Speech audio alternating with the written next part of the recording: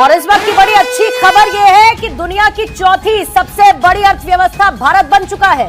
Japan को पीछे छोड़कर चौथे पायदान पर पहुंच चुका है भारत। 11 साल में 11वें पायदान से चौथे पायदान पर पहुंचा भारत पूरे 150 साल पीछे जा चुका है। कब हो गया ये?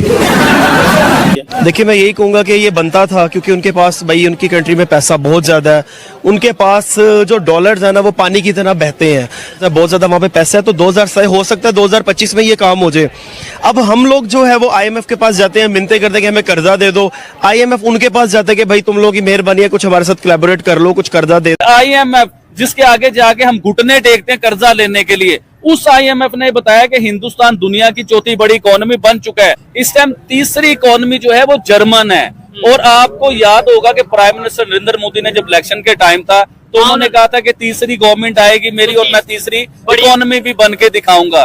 तो जर्मन को बीट करते हुए हिंदुस्तान बहुत जल्द नजर आएगा। $3 अरब और $3 अरब को अगर आप आज 270 रुपए से ज़रब दें तो ये तकरीबन आप खुद अंदाजा लगा लें कि ये कि 10-11 अपना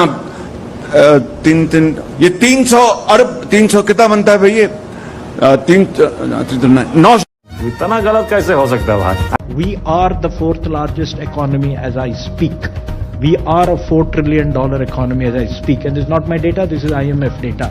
India today is larger than Japan. वो इंडियंस बहुत आगे हैं हमसे, बहुत ज्यादा काम कर रहे हैं। वो इतनी उनकी पॉपुलेशन है और वो ज्यादा बाहर है, वो ओवरसीज बहुत ज्यादा है हमसे। और मैं इवन कि अपना मेरा एक्सपीरियंस है, मैं दुबई से होके आया हूँ रिसेंटली कुछ टाइम पहले।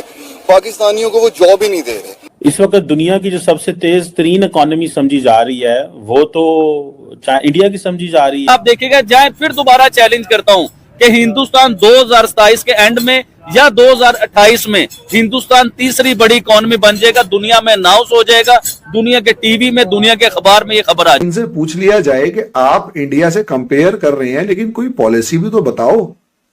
तो आंसर इन दोनों के पास कोई है ही नहीं पॉलिसी का, क्योंकि पॉलिसी होगी तो ना।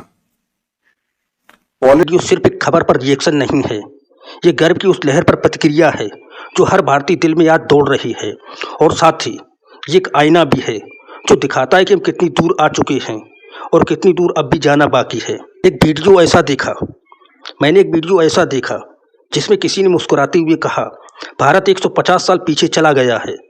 और उसी वीडियो में अगले ही पल बताया गया कि भारत सबसे चौथी बड़ी अर्थव्यवस्था बन चुका है दुनिया की IMF की रिपोर्ट से। भाई साहब, क्या कंट्रास्ट है। एक तरफ टाइम टेबल वाली स्क्रिप्ट और दूसरी तरफ दुनिया के सबसे भरोसेमंद इकोनॉमिक संस्थानों की रिपोर्ट। अब इस पर रिएक्शन देना तो बनता है।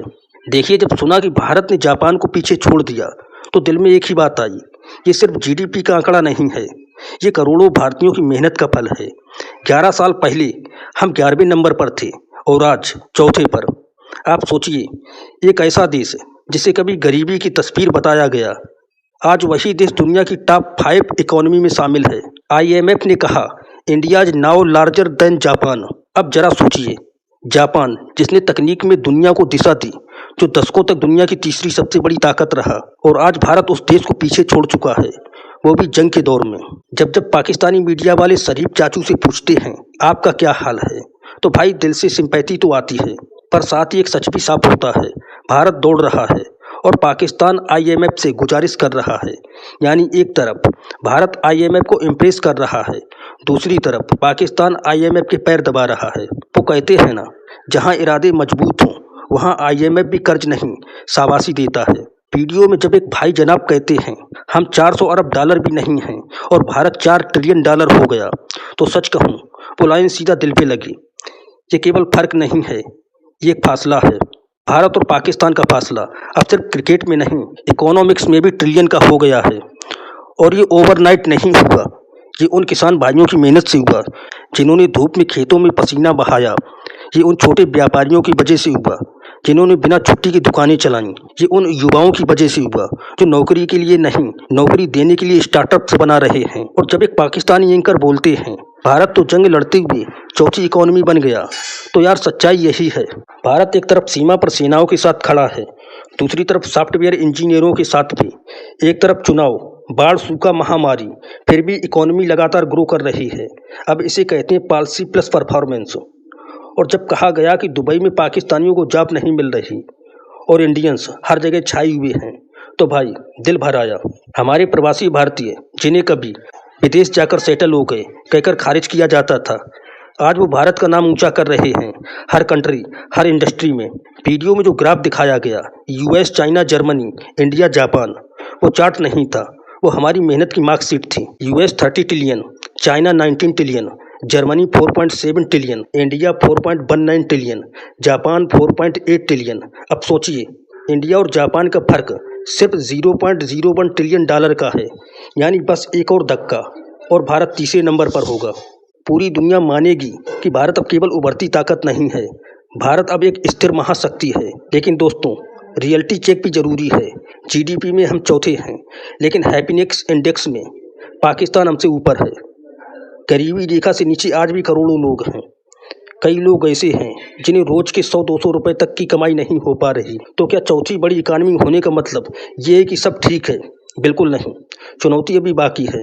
हमें वो भारत बनाना है जहां किसी को सिर्फ इसलिए पीछे न छोड़ दिया जाए क्योंकि उनकी जेब में पैसे नहीं हैं, जहां स्किल हो तो स्कॉलरशिप भी हो, जहां सपना हो तो सपोर्ट भी मिले। क्योंकि अगर कोई बच्चा झुग्गी में बैठकर सॉफ्टवेयर इंजीनियर बनने का सपना देख रहा है तो हमारा सिस्टम उसे सिर्फ ड्रीम नहीं, डायरेक्शन भी दे। अब बात करें भारत की असली ताकत की, तो वो हमारे संसाधन नहीं हैं, वो हम हैं, आप और मैं। हमारी जिद, हमारी उम्मीद, हमारी सोच, जिसने आज हमें चौथे नंबर पर पहुंचा दिया। अब हमारी जिम्मेदारी बनती है कि इस रफ्तार को बनाए रखें, पर साथ ही उन लोगों को हाथ भी पकड़ें जो पीछे छूट गए। क्योंकि भारत की असली जीत तब होगी जब हर बच्चा स्कूल जाएगा, हर युवा को रोजगार मिलेगा और हर नागरिक को ये लगे कि देश मेरा है, मेरी वजह से चल रहा है। तो दोस्तों, आज अगर आपने इस वीडियो को यहाँ तक देखा है तो इसका मतलब आप भी इस बदलाव का हिस्सा बनना चाहते हैं। भारत चौथी बड़ी इकानमी बन चुका है, पर अब हमें मिलकर उसे सबसे सशक्त और सबसे सुखी देश बनाना है।